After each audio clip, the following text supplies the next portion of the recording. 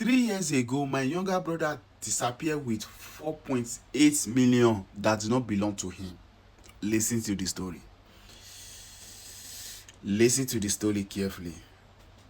That money was contributed by almost 12 traders in your market for a business trip to Cotonou.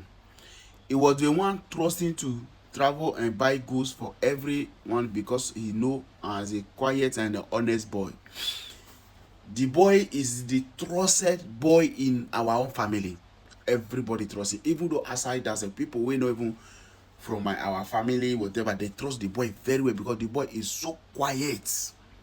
He's so quiet, the sense that everybody like him and everybody trusts him. Now, the day he left Lagos, everybody was calling him and paying for the journey mercy, even though my mother was proud that people finally trust someone from our poor family because we are very, very poor.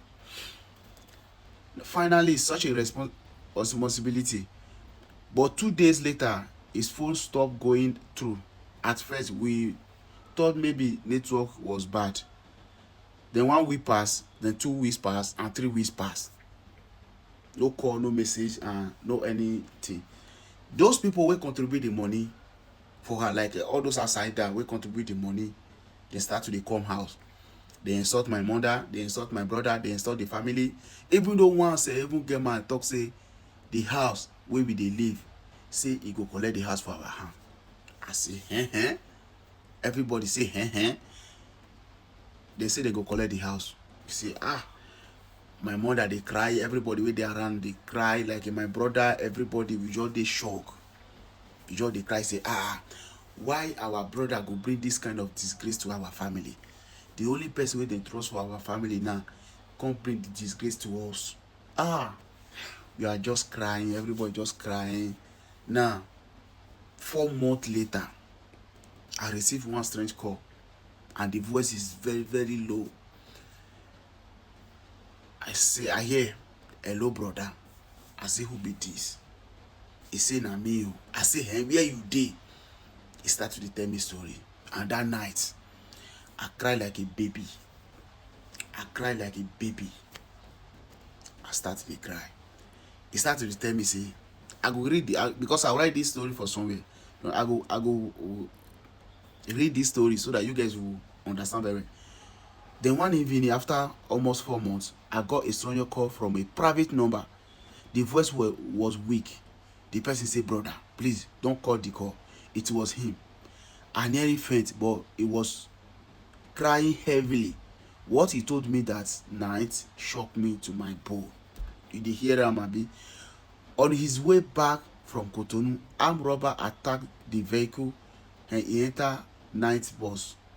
They collect everything from the passenger and shoot the 2 people. My brother was badly injured and left unconscious nearly to road.